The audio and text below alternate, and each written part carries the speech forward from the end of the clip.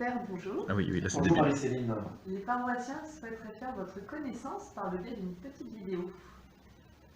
Eh bien, nous voudrions savoir qui vous êtes. Je m'appelle Yvan Brien, je suis originaire de la région d'Auray, et où j'ai vécu à mon enfance, plus exactement un petit village qui s'appelle Plougoumelaine.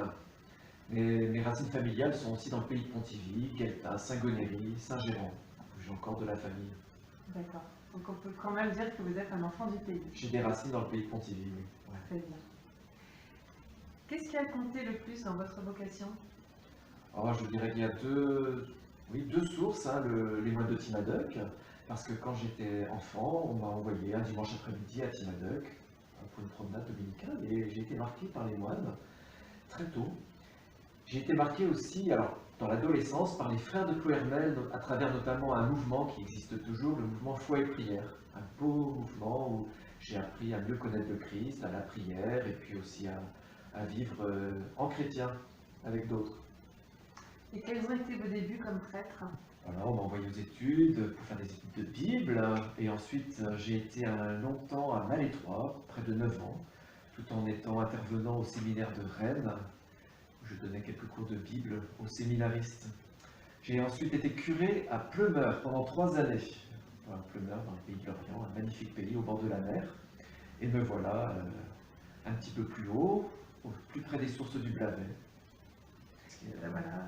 Quelle est la parole de Dieu qui vous fait le plus vivre, par exemple, votre parole d'ordination?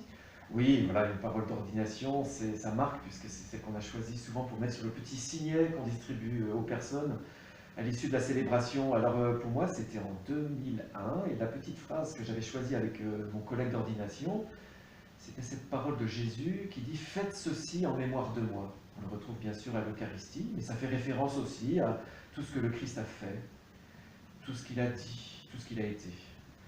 Voilà, faites ceci en mémoire de moi. Voilà, ce serait bien que nos vies de chrétiens soient des mémoriaux de la vie du Christ. D'accord, donc c'est vraiment le programme de toute une vie en fait. Oui, oui. Et que pensez-vous de la devise de notre évêque pour que les générations à venir le connaissent? Oui, ça c'est une devise qui est importante, je pense, pour tout formateur, pour tout aussi prêtre.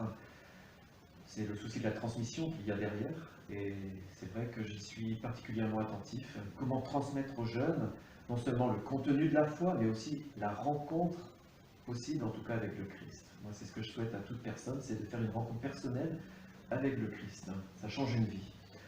Et pour cela, eh bien, il y a des conditions, évidemment. Il faut pouvoir déjà pouvoir partager, pouvoir témoigner. Ce qui est important, c'est que les jeunes, les moins jeunes, puissent un jour trouver les conditions pour que la rencontre se fasse. C'est le Christ qui a l'initiative, mais nous pouvons créer les conditions pour que cette rencontre puisse se faire. Voilà, en tout cas, un souci que je partage avec notre évêque, oui, certainement. Très bien. Et justement, qu'aimeriez-vous le plus nous faire découvrir? Alors, ce serait peut-être présomptueux de ma part de vous dire, voilà telle chose que nous allons découvrir ensemble. Je crois qu'avant, il faut qu'on se connaisse. Voilà, j'arrive, on a le temps de se connaître, de se rencontrer. Donc ensuite, on verra ensemble ce que nous pourrons mettre en œuvre. D'accord. Est-ce que vous auriez un mot de la fin à nous dire? Dans Maroc, c'est du breton, ça veut dire avançons. Ne restons pas plantés assis sur nos chaises ou, comme dirait le pape François aux jeunes au JMJ, allongés dans nos canapés. Voilà, avançons. On est dans un temps qu'on dit morose, plein de désespoir. Je crois qu'il y a plein de raisons aussi d'espérer. Donc avançons dans Maroc. Eh bien, merci mon père, et puis nous avons hâte de faire plus ample connaissance avec vous, notamment le dimanche. Merci Marie-Céline.